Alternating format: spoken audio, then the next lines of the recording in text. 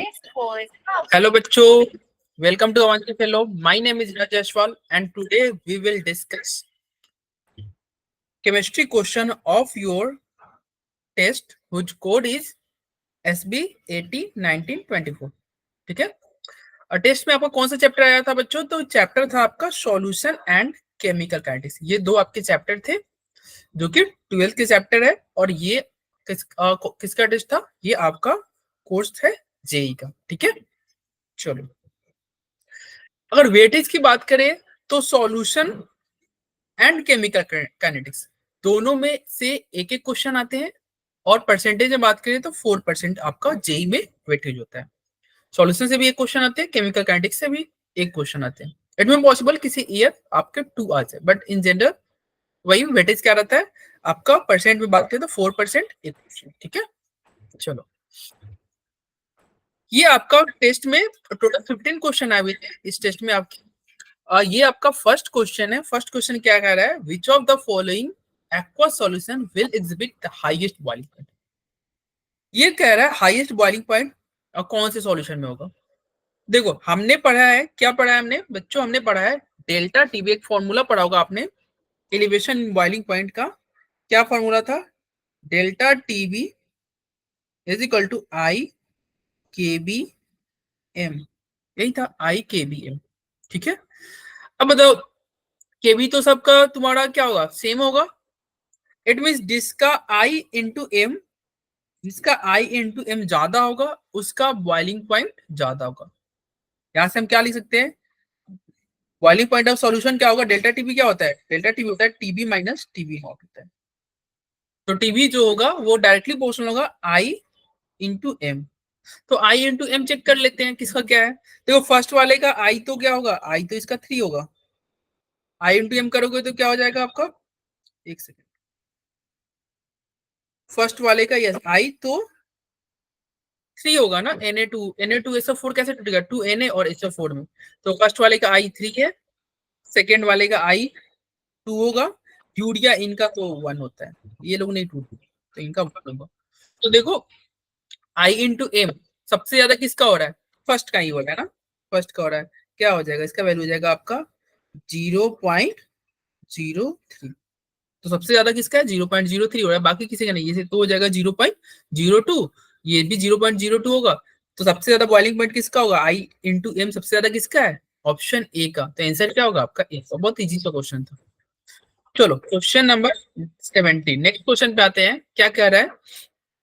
कह रहा है ऑन मिक्सिंग टू कंपोनेंट, मतलब दो कंपोनेंट को आप मिक्स कर रहे हो तो वो मिक्स करने पे वो आइडियल सॉल्यूशन बन रहा है।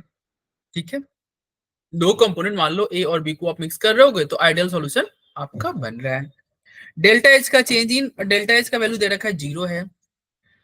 कह रहा है डेल्टा जी निगेटिव है। हाँ यार ये तो सही बात कह रहा है, सर तो बिल्कुल सही है। आइडियल सॉल्यूशन अगर आप मिक्स करके आइडियल सॉल्यूशन बना रहे हो तो क्या होता है? आइडियल सॉल्यूशन का तो डेल्टा एच क्या होता है? 0 होता है। बहुत बढ़िया। डेल्टा जी क्या होता है? Change in gives free energy क्या होता है? निगेटिव होता है। तो दोनों सही है, यानी कि असर्शन आपका क्या है? असर्शन आपका ट्रू है। क्या है? असर्शन आपका बच्चों ट्रू है। ठीक है, चलो अब रीजन पे आते हैं। रीजन क्या कह रहा है? स्टेटमेंट 2 क्या कह रहा है? Driving force responsible for mixing is increasing in entropy of the system. मतलब एंट्रोपी बढ़ेगा तो तुम्हारा मिक्सिंग ज्यादा होगा। आपने पढ़ा होगा एक डेल्टा जी, क्लास 11th में एक चैप्टर था थर्मोडायनेमिक्स, उसमें हमने क्या पढ़ा? हमने पढ़ा delta G is equal to delta H minus T delta S. अब इस इक्वेशन से हम क्या देख रहे हैं? अगर डेल्टा जी, आपको डेल्टा जी निगेटिव चाहिए, डेल्टा जी निगेटिव चाहिए तो डेल्टा एस पॉजिटिव में क्या होना चाहिए? पॉजिटिव में इसका वैल्यू ज्यादा होना चाहिए। ऑब्वियसली बात है, अगर डेल्टा एस पॉजिटिव में ज्यादा होगा, इसके आगे निगेटिव लगा हुआ है तो डेल्टा एच, डेल्टा जी आपका निगेटिव हो जाएगा। तो ये स्टेटमेंट भी ट्रू है। क्या कह रहा है ना? Driving force responsible for mixing is increase in entropy, यानी कि कह रहा है ये क्या बोल रहा है? डेल्टा एस इंक्रीज करेगा तो रिएक्शन फॉरवर्ड होगा। तो सही बात है, दोनों ट्रू है। लेकिन क्या ये इसका रीजन है क्या? ठीक है, क्या ये आपका रीजन है क्या? तो क्या होगा इसका आंसर? क्या होगा आपका? ये क्वेश्चन नंबर 17 का आंसर क्या हो जाएगा? 17 का आंसर हो जाएगा ए। क्या कह रहा है, statement 1 and 2 are both true, हाँ दोनों स्टेटमेंट ट्रू है, and statement 2 is a correct explanation of for statement 1। Statement 2 जो होगा वो स्टेटमेंट फर्स्ट का करेक्ट एक्सप्लेनेशन है। ऑब्वियस सी बात है, देखो यहाँ पे कह रहा है ना, डेल्टा एस अगर पॉजिटिव में बढ़ेगा तो डेल्टा जी तुम्हारा निगेटिव होगा। सही बात है, डेल्टा एस अगर तुम पॉजिटिव में बढ़ाओगे तो डेल्टा जी निगेटिव होगा, और स्टेटमेंट 1 में वही कहा था ना, डेल्टा जी निगेटिव, तो एक दूसरे से जुड़ा हुआ है। ठीक है, चलो। और डेल्टा जी देखो यहाँ पे तुम वैल्यू पुट भी कर सकते हो ना, स्टेटमेंट 1 क्या करता है, डेल्टा एच जीरो, मतलब यहाँ पे आपका होगा delta G is equal to delta H minus T delta S. अगर देखो स्टेटमेंट 1 की बात करें तो इसका वैल्यू अगर जीरो हो जाएगा तो delta G is equal to क्या हो जाएगा, माइनस टी डेल्टा एस। अब डेल्टा जी निगेटिव कब होगा, डेल्टा एस पॉजिटिव पे बढ़ाओ, जितना बढ़ाओगे उतना ज्यादा निगेटिव होगा। अच्छी बात है। तो चलो 17 का आंसर हो गया। अब आते हैं नेक्स्ट क्वेश्चन जो कि हमारा 18 क्वेश्चन है। 18 नंबर क्वेश्चन क्या कह रहा है, the percentage degree of dissociation of 0.1 m Al2SO43 with वांटो फैक्टर। वांटो फैक्टर मतलब आई का वैल्यू दे रखा है। यहाँ पे जो क्वेश्चन दे रखा है ना, इसमें आई का वैल्यू क्या दे रखा है, आई इज इक्वल टू दे रखा है 4.2।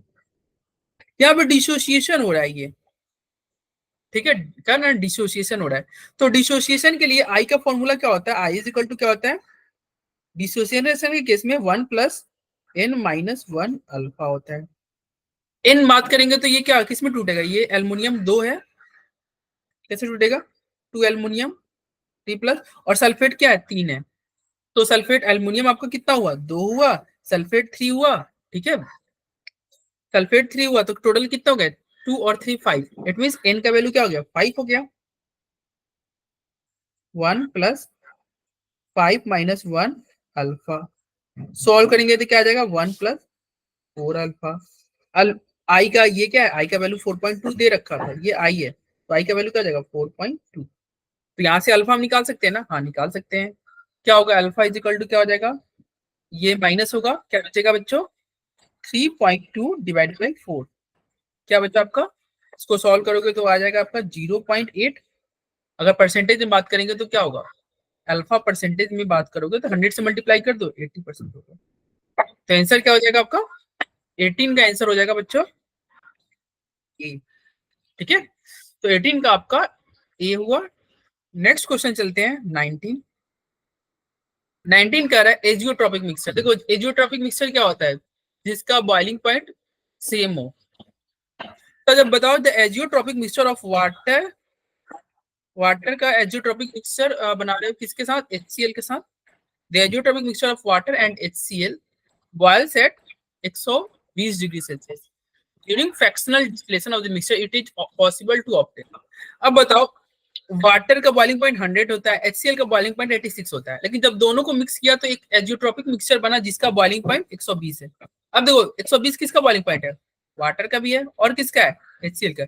अब जब दोनों का बॉइलिंग पॉइंट सेम हो तो क्या फ्रैक्शनल डिस्टिलेशन से सेपरेट कर सकते हैं, नहीं, फ्रैक्शनल डिस्टिलेशन से सेपरेट नहीं कर सकते, क्योंकि दोनों का बॉइलिंग पॉइंट सेम है। अगर बॉइलिंग पॉइंट डिफरेंट रहता तभी हम सेपरेट कर सकते। तो 19 का आंसर क्या होगा, कोई भी आपका सेपरेट नहीं कर सकते fractional distillation, neither H2O nor HCl, मतलब दोनों से आप किसी को भी सेपरेट नहीं कर सकते। ठीक है, तो ये हो गया 19। अब आते हैं क्वेश्चन नंबर 20। कह what is the concentration of Na plus ion in aqueous Na2SO4 solution of concentration. अरे ये कंसंट्रेशन दे रखा है, किसका दे रखा है, NO2SO4। NO2SO4 का कंसंट्रेशन दे रखा है। अब बताओ NO2SO4 का कंसंट्रेशन कितना दे रखा है 0.15, लेकिन एक Na2SO4 में कितने Na हैं, 2 Na, 2Na प्लस SO4। एक मोल में Na प्लस की संख्या 2 है, तो मोलरिटी क्या हो जाएगा, डबल कर दो यार, कुछ नहीं करना है, 2 गुना कर दो, तो आंसर क्या आ जाएगा 0.3 आ जाएगा। क्या हो जाएगा 0, तो 20 का आंसर क्या हो गया 2। क्यों 2 ट्वाइस कर दिया, क्योंकि भाई यहाँ पे 2 Na की संख्या 2 है और Na की भी बात कर रहा था, Na प्लस की कंसेंट्रेशन पूछ रहा था। ठीक है, चलो 20 हो गया। अब आते हैं 21। 21 क्या कह रहा है, 21 कह रहा है एक first order reaction is 50% complete. कह रहा है एक फर्स्ट ऑर्डर रिएक्शन है जो कि 50% कंप्लीट है इन इतना ये टाइम दे रखा है how much time it would take for 100, नहीं 100% फर्स्ट ऑर्डर रिएक्शन कंप्लीट नहीं होता है, 100% कंप्लीट करने के लिए इनफाइनाइट टाइम चाहिए। ये थ्योरेटिकल क्वेश्चन भी कह सकते हो, क्योंकि ये हम जब आप पढ़ते होगे तो थ्योरी में एक पॉइंट लिखाया जाता है नोट करके कि फर्स्ट ऑर्डर रिएक्शन को पूरी तरह से कंप्लीट होने के लिए, 100% कंप्लीट होने के लिए इनफाइनाइट टाइम लगता है। तो अगर आपने नोट में कर रखा होगा तब भी बहुत मतलब इजीली कर लोगे ये क्वेश्चन, और नहीं तो आप फर्स्ट ऑर्डर का इक्वेशन लगा लो। इक्वेशन क्या था, काइनेटिक इक्वेशन क्या था, 2.303 divide by K log A by minus X, where A क्या है, ए था आपका इनिशियल कंसेंट्रेशन रिएक्टेंट का। ए क्या था, इनिशियल कंसेंट्रेशन था, इनिशियल कंसेंट्रेशन था किसका, रिएक्टेंट का। और ये क्या था, फाइनल कंसेंट्रेशन था किसका, रिएक्टेंट का। अब बताओ 100% कंप्लीट होने का मतलब है कि रिएक्टेंट जो है वो जीरो हो जाए। 100% कंप्लीट का मतलब होता है रिएक्टेंट का वैल्यू आपका जीरो हो जाए। अगर ये वैल्यू डिनोमिनेटर जीरो होगा तो ऑब्वियस सी बात है, मैथ में आप पढ़ते होगे डिनोमिनेटर अगर जीरो गया तो क्या हो गया, इनफाइनाइट हो गया, नॉट डिफाइंड हो गया। तो फिर क्या होगा, इसको कितना समय चाहिए, इनफाइनाइट, क्योंकि डिनोमिनेटर में जीरो आ जाएगा। तो ये पॉइंट आप ध्यान रखना, क्या फर्स्ट ऑर्डर रिएक्शन को 100% कंप्लीट होने में कितना समय लगता है, तो इनफाइनाइट टाइम लगता है। कितना टाइम लगता है, इनफाइनाइट टाइम लगता है। ठीक है, चलो अब आता है 22 नंबर क्वेश्चन। 22 नंबर क्वेश्चन क्या कह रहा है, एसर्शन रीजन वाला ही है। 22 आपका एसर्शन रीजन वाला ही है। एसर्शन क्या कह रहा है भाई, देखो एसर्शन क्या कह रहा है, एसर्शन बोल रहा है if initial concentration of all reactant are in stoichiometric ratio, कह रहा है इनिशियल कंसंट्रेशन जो सभी रिएक्टेंट का उसके स्टोमेट्रिक के रेशियो में हो।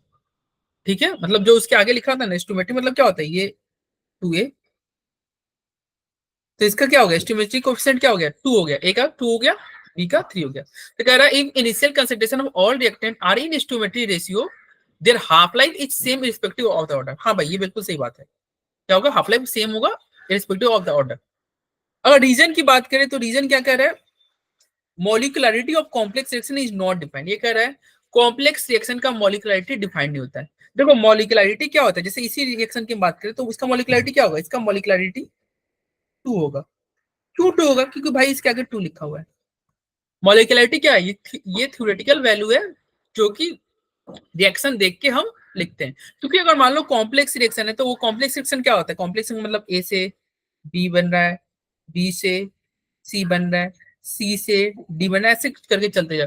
भाई अगर मान लो रिएक्शन 3-4 स्टेप का है तो वहां पे मॉलिक्युलरिटी निकालना डिफिकल्ट है। तो मॉलिक्युलरिटी ऑफ कॉम्प्लेक्स रिएक्शन क्या होगा, नॉट डिफाइंड, ये डिफाइंड नहीं है। तो दोनों स्टेटमेंट सही है, लेकिन दोनों में कोई रिलेशन ही नहीं है। एक तो हाफ लाइफ की बात कर रहा है, दूसरा मॉलिक्युलरिटी की बात कर रहा है, दोनों में कोई रिलेशन नहीं है। तो आंसर क्या होगा, 23 का बी होगा। असर्शन भी सही है, रीजन भी सही है, लेकिन दोनों में कोई रिलेशन नहीं है। But reason is not correct explanation of assertion. ठीक है, चलो 22 हो गया। अब आते हैं 23। ये एक अच्छा क्वेश्चन है लेकिन इजी क्वेश्चन है। क्या है, which of the following relation is correct for zero order reaction. ये कर रहा है जीरो ऑर्डर रिएक्शन के लिए कौन सा स्टेटमेंट करेक्ट है। चलो भाई जीरो ऑर्डर रिएक्शन यहाँ पे देखते हैं। ए है, ए से क्या बना, प्रोडक्ट पी बना, या ए की जगह पे आर लिख देते हैं, आर फॉर रिएक्टेंट, रिएक्टेंट से प्रोडक्ट पी बना। स्टार्टिंग में रिएक्टेंट मान लो अगर ए मोल है तो प्रोडक्ट तो जीरो होगा, ऑब्वियस सी बात है, ए है तो ये जीरो होगा। टी हाफ पे क्या होगा, टी हाफ पे रिएक्टेंट क्या हो जाएगा, रिएक्टेंट तुम्हारा आधा हो जाएगा, तो रिएक्टेंट हाफ हो जाएगा तो प्रोडक्ट भी हाफ हो जाएगा। ठीक है, रिएक्टेंट भी हाफ होगा, प्रोडक्ट भी हाफ होगा। टी 3/4 ऑप्शन में क्या है, 3/4 है ना, तो टी 3/4 पे क्या होगा, टी 3/4 मतलब 3/4 प्रोडक्ट बन चुका, प्रोडक्ट क्या बन गया, 3/4 प्रोडक्ट बन गया। इट मीन रिएक्टेंट कितना बचा, ए था 3/4 बन गया, तो कितना बचा 1/4 ए बचा। ठीक है, तो चलो ये रहा। अब आते हैं zero order, zero order reaction लिख रहा है ना, तो जीरो ऑर्डर रिएक्शन का इक्वेशन क्या होता है, आपने पढ़ा होगा। जीरो ऑर्डर के लिए क्या होता है, X is equal to K T, X is equal to K T होता है। फिर एक्स क्या है, प्रोडक्ट क्या बन रहा है। ठीक है, प्रोडक्ट कितना बन रहा है। तो बताओ अगर टी हाफ की बात करोगे तो एक्स के लिए केस में क्या होगा, टी हाफ के केस में, टी हाफ के केस में एक्स का वैल्यू क्या हो जाएगा, 1/2a is equal to K T half. ठीक है, और 3/4 के केस में क्या होगा, 3/4 के केस में ये कितना प्रोडक्ट, एक्स क्या है, प्रोडक्ट है, एक्स क्या है बच्चों, ये प्रोडक्ट, कितना प्रोडक्ट बना, तो देखो प्रोडक्ट 3/4 के केस में प्रोडक्ट कितना बना था, 3/4 के केस में प्रोडक्ट 3/4 ही बना था, हाफ के केस में हाफ, 3/4 के केस में 3/4, तो 3/4 ए is equal to K T T/4। इसको इक्वेशन 1 मानेंगे, इसको 2 मानेंगे, दोनों को डिवाइड कर देंगे, के से के गया, ए से ए गया, 2 से ये 4 गया, 2 बचा, और ये 3/2 है ना, तो इसको भी कटाओगे तो 1.5 बचेगा। तो क्या आया हमारा आंसर, हमारा आंसर आ गया, ये मल्टीप्लाई करोगे तो क्या आ रहा है, देखो इधर 1/1.5 is equal to T half divided by T/4। तो यहाँ पे आप अब देखो, यहाँ से अब कौन सा आंसर आपका हो सकता है, देखो ऑप्शन देखो, 23 का आपका हो जाएगा बी। देखो T3/4 क्या हो गया, 1.5 टी हाफ, ऐसे कर सकते हैं ना, T3/4 क्रॉस मल्टीप्लाई कर दो, T3/4 क्या हो जाएगा, ये ऊपर जाएगा, ये इधर जाएगा, तो T3/4 क्या हो गया, T3/4 क्या हो जाएगा, यहाँ से क्रॉस मल्टीप्लाई करोगे तो क्या हो जाएगा 1.5, ठीक है, तो यही हमारा आंसर हो गया, कौन सा आंसर हो गया, 23 का आंसर हुआ बी, 23 का। अब आते हैं नेक्स्ट क्वेश्चन जो कि हमारा 24 कह रहा है the rate constant for a particular reaction is इतना एट 100 डिग्री सेल्सियस, मतलब कह रहा है 100 डिग्री सेल्सियस से रेट कांस्टेंट का वैल्यू ये रहा, 150 डिग्री सेल्सियस पे रेट कांस्टेंट का वैल्यू ये रहा, एक्टिवेशन एनर्जी ये पूछ रहा है, वो भी किलो जूल में इसको चाहिए, ठीक है, आर का वैल्यू दे रखा है, नहीं भी दे रखा तो हमें पता है आर। चलो सॉल्व करते हैं, इक्वेशन क्या होता है हमें पता है ना, एक्टिवेशन एनर्जी निकालने के लिए इक्वेशन क्या होता है, log K2/K1 is equal to क्या होता है, activation energy divided by 2.303 R, और क्या होता है 1/T1 माइनस 1/T2, यही आपका इक्वेशन है। अब तो log K2/K1 का वैल्यू पुट करते हैं, अगर मान लो -3 है ना और एक -4 है, तो इसे हम मान लेते हैं, एक सेकेंड, इसी को भी क्या किया जाए, इसको अगर हम मान लें क्या, the rate constant for a particular reaction is इतना 10 की पावर -4, तो इसको अगर हम K1 मानेंगे तो ये हमारा टेम्परेचर T1 होगा, जो कि, और इसको अगर हम K2 मानेंगे तो ये टेम्परेचर T2 होगा, और ये ध्यान रखना है कि टेम्परेचर केल्विन में लेते हैं, ठीक है, तो log K2/K1, तो K2 कौन सा रहा, K2 तो ये रहा 1.3 इंटू 10 की पावर -3, तो क्या लिखेंगे log 1.3 इंटू 10 की पावर -3 डिवाइड बाई K1 क्या है, K1 देख लो 1.3 इंटू 10 की पावर -4 है, देख रहे हो 1.3 इंटू 10 की पावर -4, तो K1 की जगह पे रख देंगे 1.3 इंटू 10 की पावर -4 इक्वल में आ जाएगा, फिर एक्टिवेशन एनर्जी तो निकालना ही था, तो ऐसे ही रखो डिवाइड बाई 2.303, आर की जगह पे ये दे रखा है ना 8.314, रख देंगे, ठीक है 8.314, फिर क्या हो जाएगा 1/T1 माइनस 1/T2, टेम्परेचर क्या लेते हैं हम, टेम्परेचर केल्विन में लेते हैं, यार मल्टीप्लाई करोगे तो क्या आ जाएगा 1/T1, T1 क्या था, केल्विन में कन्वर्ट करोगे तो 373, 100 डिग्री सेल्सियस था ना, तो 100 डिग्री सेल्सियस मतलब होता है 273 केल्विन, और वो 150 डिग्री सेल्सियस था T2, तो क्या होगा 423 केल्विन, ठीक है, यही रहा।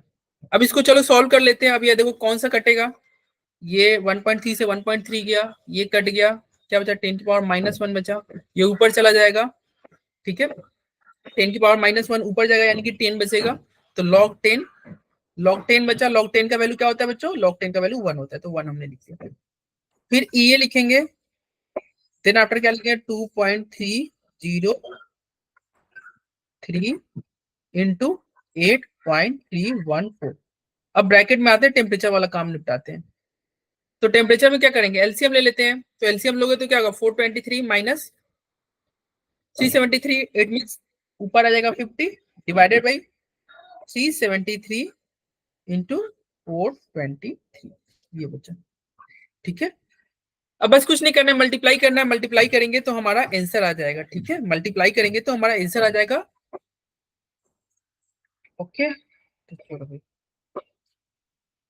जब मल्टीप्लाई करोगे ना तो आपका आंसर आएगा, अगर किलो जूल में बात करोगे तो आंसर आ जाएगा आपका 60 किलो जूल। मल्टीप्लाई करने पे आपका आंसर आ जाएगा किलो जूल में कितना, 60 किलो। ठीक है, तो आंसर क्या हो जाएगा भाई, किलो जूल में पूछ रहा था ना, किलो जूल में कितना आंसर आएगा, 60।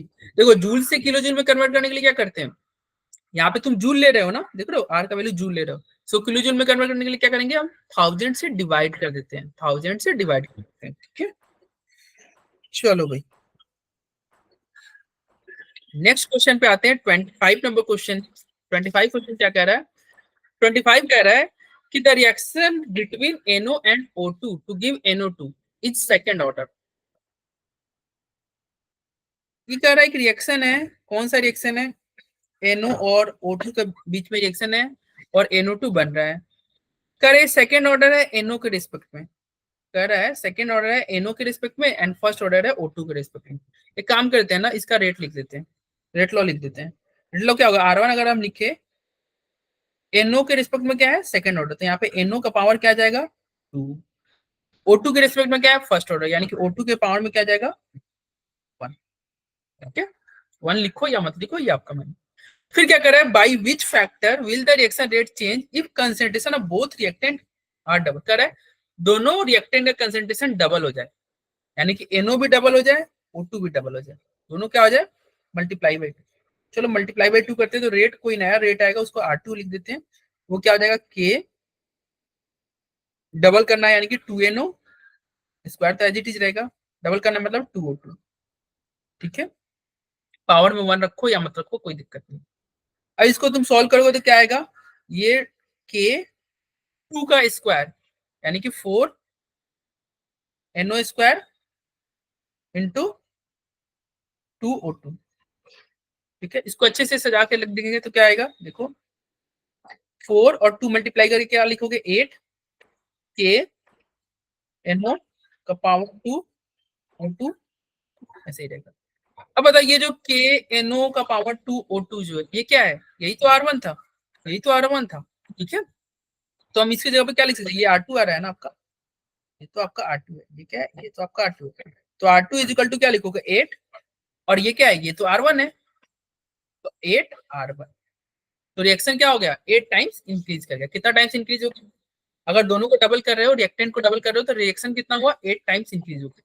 तो आंसर क्या होगा, आपका आंसर हो जाएगा डी, 25 क्या होगा। ठीक है, चलो नेक्स्ट क्वेश्चन पे चलते हैं, 26 पे चलते हैं। 26 क्या कर रहा है बच्चों, 26 क्या कर रहा है, इधर देखो, कह रहा है what is the order of reaction for which rate becomes half if volume of the container having same एमोल। कह रहा है कि आप ऑर्डर बता दो, किसका ऑर्डर बता दो, यदि रिएक्शन का रेट जो है आधा हो जा रहा है, रिएक्शन का रेट आधा हो रहा है, कब आधा हो रहा है, जब वॉल्यूम डबल कर रहे हो, वॉल्यूम डबल कर रहे हो तो रिएक्शन रेट आधा हो जा रहा है। कहना क्या चाह रहा है, कह रहा है रेट जो है वो हाफ हो जाएगा, कब हाफ हो रहा है, वॉल्यूम, वॉल्यूम क्या कर रहे हो, मल्टीप्लाई बाई 2 कर रहे हो, वॉल्यूम डबल हो रहा है तो रिएक्शन रेट आधा हो जा रहा है। रिएक्शन रेट किस पे डिपेंड करता है, हम जब भी लिखते हैं आर इज इक्वल टू क्या लिखते हैं, के कंसेंट्रेशन ऑफ ए की पावर एन, यानी रिएक्शन का रेट कंसेंट्रेशन पे डिपेंड करता है। और कंसेंट्रेशन जो होता है यानी कि मोलारिटी जो होता है, मोलारिटी क्या फॉर्मूला क्या होता है, मोल अपॉन में वॉल्यूम, मोल बाई वॉल्यूम होता है। इट मींस मोलारिटी या कंसेंट्रेशन जो है वो इनवर्सली प्रोपोर्शनल होता है वॉल्यूम की, मोलारिटी जो है वॉल्यूम के इनवर्सली प्रोपोर्शनल है। वॉल्यूम बढ़ाओगे तो मोलारिटी घटेगा, वॉल्यूम बढ़ाओगे तो मोलारिटी घटेगा। अच्छा बताओ, वॉल्यूम आपने दोगुना किया, ट्वाइस किया, अगर मान लो ये वॉल्यूम जो है ये ट्वाइस हो जाएगा तो ऑब्वियस सी बात है मोलारिटी क्या हो जाएगा, मोलारिटी तो हाफ हो जाएगा, मोलारिटी क्या हो जाएगा, हाफ हो जाएगा। तो वॉल्यूम ट्वाइस किया, इट मींस कंसंट्रेशन, कंसंट्रेशन क्या हो गया, हाफ हो गया, क्या हो गया, हाफ। तो क्या इसका अब यहाँ से अगर आप देखोगे रेट भी हाफ हो रहा है अब जब कंसेंट्रेशन हाफ हो रहा है, तो इट मीन्स रेट और कंसेंट्रेशन में क्या है, सीधा रिलेशन आ रहा है। और कितना कंसेंट्रेशन है, कितना पावर, एक power. Rate half, concentration half. Rate half कर रहे हो मतलब कंसेंट्रेशन हाफ कर रहे हो तो रेट भी हाफ हो रहा है। कैसे पता चला कंसेंट्रेशन हाफ कर रहे हैं, क्योंकि क्वेश्चन में दे रखा है वॉल्यूम दोगुना। वॉल्यूम दोगुना करने का मतलब होता है कंसेंट्रेशन हाफ करना। चूंकि आप कंसेंट्रेशन हाफ कर रहे हो तो रेट भी हाफ हो रहा है। तो ये कैसा रिएक्शन है, ये फर्स्ट ऑर्डर रिएक्शन है।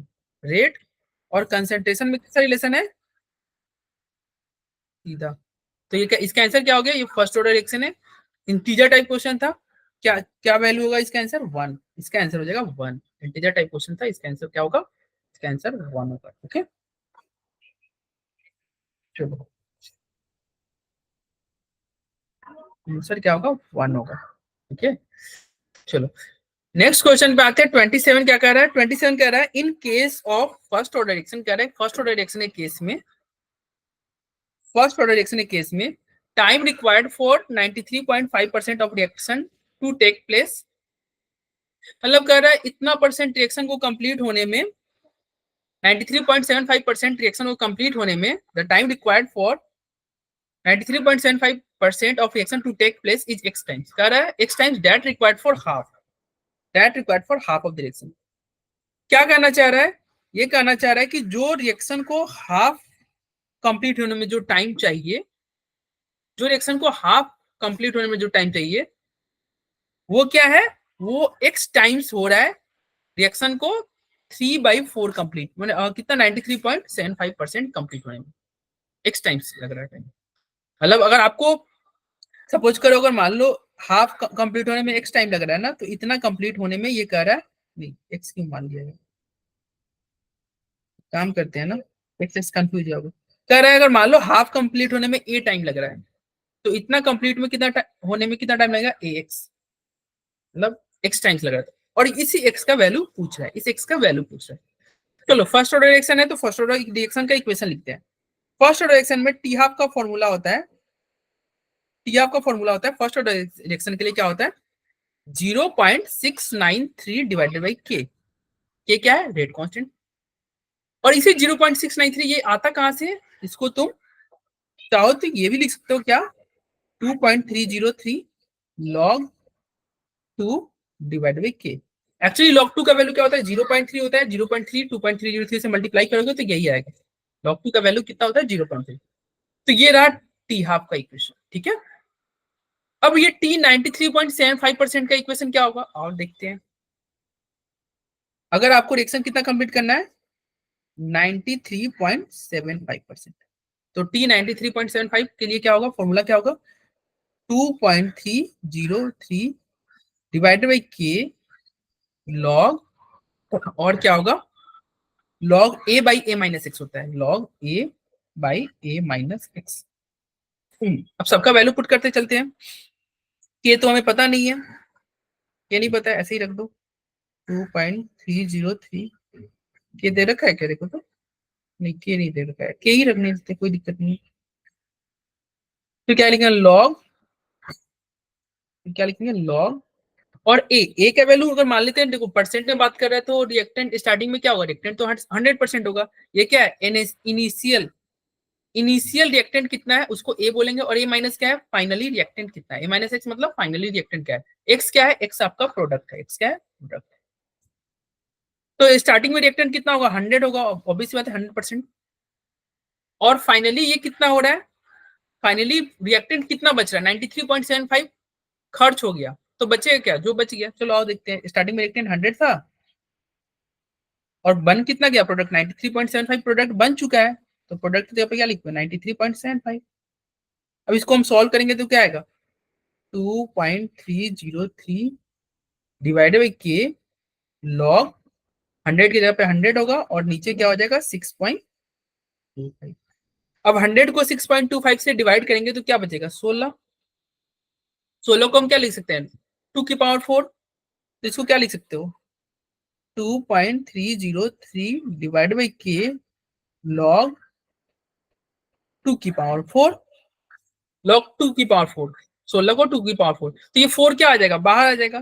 तो ये 4 बाहर आ जाएगा, क्या बचेगा, 4 बाहर आ गया तो क्या बचा, 2.303 divide by K log 2, power 4 चला गया। और ये क्या है, T93 पॉइंट, ये कौन सा टाइम है, 93.75 कंप्लीट होने के लिए।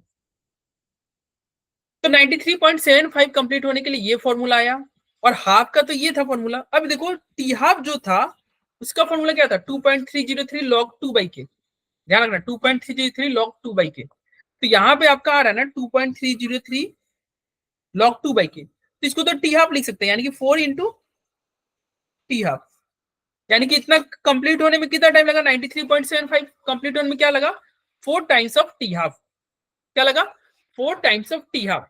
तो टी हाफ ये क्या कर रहा था, ये कर रहा था x times of T half लग रहा है, क्वेश्चन में क्या कर रहा था, x times of T half लग रहा है, लेकिन हमारा क्या आया, 4 टाइम्स ऑफ टी हाफ आया।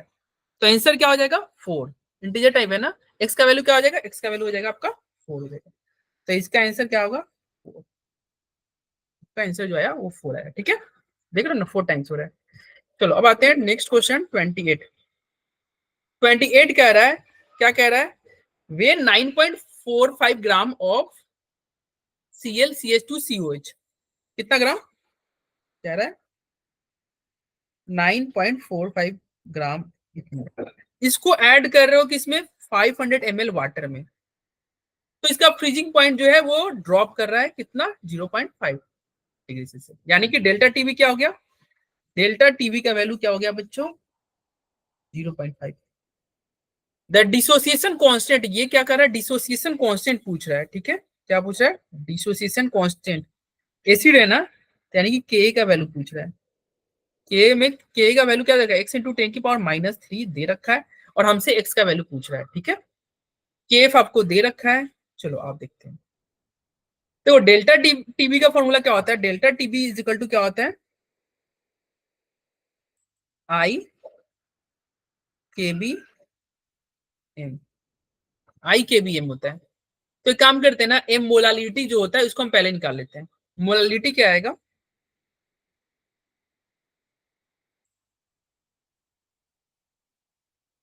ठीक है, एम का वैल्यू क्या आ जाएगा, इधर देखना,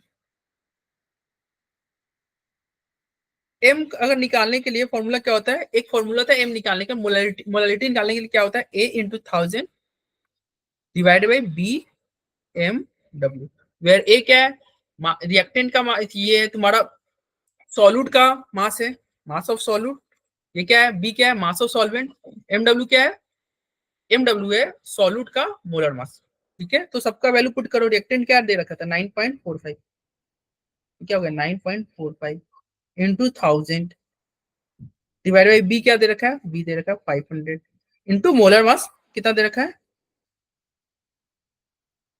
मोलर मास नहीं दे रखा है, आओ निकाल लेते हैं, मोलर मास नहीं दे रखा है। क्लोरीन का कितना होता है बच्चों, क्लोरीन का होता है 35.5, इसका कितना होता है, कार्बन कितने है, एक एक दो कार्बन है, दो कार्बन का कितना हो गया 24, और कितना है ऑक्सीजन, दो ऑक्सीजन भी है, तो दो ऑक्सीजन कितना हो गया 32, और हाइड्रोजन कितना है, हाइड्रोजन दो एक तीन है, यानी कि 3 ऐड कर दो।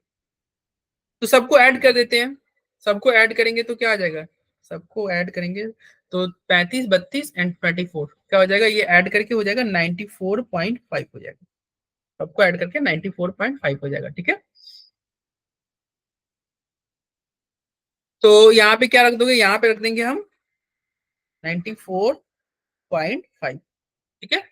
अब इसको हम जब सॉल्व करेंगे तो देखो क्या क्या कर सकता है, ये अगर पॉइंट हटाओगे तो 2 जीरो गया, ठीक है, ये पॉइंट हटाएंगे तो एक जीरो ये भी गया, 945 से 945 चला जाएगा, ऊपर क्या है 10 है, नीचे 50 है, तो एक जीरो से एक जीरो भी जाएगा, 1/5 बचा, 1/5 का मतलब क्या होता है 0. 1/5 का वैल्यू क्या होगा, 1/5 का मतलब होता है 0.2, तो मोलालिटी क्या हो गया 0.2 हो गया, ठीक है। के भी आपको दे ही रखा था, मोलालिटी दे ही रखा है, डेल्टा टी भी दे ही रखा है, तो यहाँ से आप आई निकाल सकते हो, आई बच्चों यहाँ से आसानी से निकल सकता है, एक सेकेंड और देखते हैं। इसका वैल्यू क्या होगा, डेल्टा टीवी का वैल्यू क्या होगा 0.5 हो गया, ठीक है। आई आई, अच्छा यहाँ से अगर आई का अगर फॉर्मूला अप्लाई करोगे, डिसोसिएट कर रहा है ना, तो ये डिसोसिएट करेगा तो क्या हो जाएगा, किस में डिसोसिएट करेगा, ये डिसोसिएट करेगा, देखो दो में टूटेगा ना, ClCH2 COH है, ठीक है, तो ये क्या होगा, H प्लस अलग हो गया, CO माइनस अलग हो गया, H प्लस अलग होगा, CO माइनस अलग होगा, तो यानी कि यहाँ पे आई का अगर फॉर्मूला लगाओगे, आई इक्वल टू क्या होता है 1 प्लस n माइनस 1 अल्फा, आई का फॉर्मूला क्या हो जाएगा 1 प्लस n का वैल्यू क्या होगा 2, तो 2 माइनस 1 करोगे, 2 माइनस 1 करोगे तो क्या बचेगा 1, और अल्फा करोगे तो अल्फा, ठीक है, 1 प्लस अल्फा बचेगा, क्या बचेगा बच्चों 1 प्लस अल्फा बचेगा, ठीक है, 1 प्लस अल्फा, कैसे 1 प्लस अल्फा बचा, क्योंकि n का वैल्यू 2 होगा, ये एसिड है ना COH, तो COH माइनस कैसे टूटेगा, COH टूटेगा CO माइनस H प्लस, तो n का वैल्यू 2 हो गया अल्फा, तो आई की जगह पे क्या लिखोगे 1 प्लस अल्फा लिखोगे, केबी की जगह पे वैल्यू दे रखा है क्वेश्चन में 1.86, केबी की जगह पे वैल्यू दे रखा है ना 1.86, और एम अभी जस्ट हमने निकाला, एम कितना था 0.2 निकाला, तो सॉल्व करेंगे तो क्या आ जाएगा 1 plus alpha is equal to क्या आ जाएगा, सॉल्व करने पे 1 प्लस अल्फा आ जाएगा आपका 0.5 है ना, तो इसको पॉइंट हटा दो यार, पॉइंट गया 0.2 से, तो क्या बचेगा ऊपर 5 डिवाइडेड बाई 1.86 इंटू 2 बचेगा, इट मीन्स 5 डिवाइडेड बाई 3.72, तो 1 प्लस अल्फा हो गया 5 डिवाइडेड बाई 3.72, तो अल्फा इज इक्वल टू क्या हो गया, अल्फा इज इक्वल टू क्या हो जाएगा बच्चों, माइनस कर दो उधर ले जाके, उधर ले जाके माइनस करेंगे तो क्या होगा 1 माइनस करेंगे तो आपका आ जाएगा 1.28 डिवाइडेड बाई 3.7, 1 माइनस कर दिया और कुछ नहीं किया, इट मीन्स इसको काटोगे तो क्या बचेगा 32 बाई, कॉमन लेके काटेंगे तो क्या बचेगा 32 बाई 93, तो अल्फा का वैल्यू आ गया, ठीक है, लेकिन ये अल्फा नहीं पूछ रहा था, ये पूछ रहा है, ये पूछ रहा है के का वैल्यू बताओ, के बताओ, चलो भाई के करते हैं, के कैसे निकालेंगे, एक काम करते हैं ना, इक्वेशन लिख देते हैं, इक्वेशन कौन सा इक्वेशन था, ClCH2COOH, ये टूटेगा कैसे, एसिड ग्रुप, देखो Cl नहीं टूटेगा, Cl ऐसे ही रहेगा, ClCH2CO माइनस प्लस का H प्लस, ऐसे टूटेगा, ठीक है, ओके, चलो अब यहाँ पे अगर सॉल्व किया जाए, तो अगर मान लो टाइम 0 पे जब रिएक्शन स्टार्ट हुआ तो ये सी मोल होगा, तो ये सब तो 0 0 होगा, प्रोडक्ट तो कुछ होगा नहीं, प्रोडक्ट तो 0 0 होगा, लेकिन इक्विलिब्रियम पे क्या होगा, ये सी में से सी अल्फा घटेगा, सी माइनस सी अल्फा होगा, ये सी अल्फा प्रोडक्ट बना, ये सी अल्फा प्रोडक्ट बना, तो के बराबर क्या हो गया, यहां सॉल्व करोगे तो के बराबर क्या हो गया C alpha into C alpha divided by C minus C alpha, C minus C alpha, अब यहाँ से सी कॉमन हो जाएगा, बाहर निकल जाएगा तो एक सी कट जाएगा, क्या बचेगा एक सी गया, तो क्या बचेगा C alpha square divided by 1 minus alpha, C common लेके काट दिया हमने, ठीक है, तो के क्या वैल्यू क्या है, के इज इक्वल टू आया आपका C alpha square divided by 1 minus alpha, ठीक है, चलो सी का वैल्यू तो अभी जस्ट हमने कैलकुलेट किया था, ऊपर 0.2 आया था, सी का वैल्यू हमने कैलकुलेट किया था ना, वो क्या था 0.2 आया था, तो यहाँ पे हम क्या रखेंगे वैल्यू 0.2, अल्फा स्क्वायर, अल्फा भी अभी जस्ट कैलकुलेट किया, अल्फा क्या आया था हमारा 32/93, 32/93, तो यहाँ पे क्या होगा 32 divided by 93 into 32 divided by 1 minus alpha, 1 minus alpha, alpha फिर से वही होगा 32/93,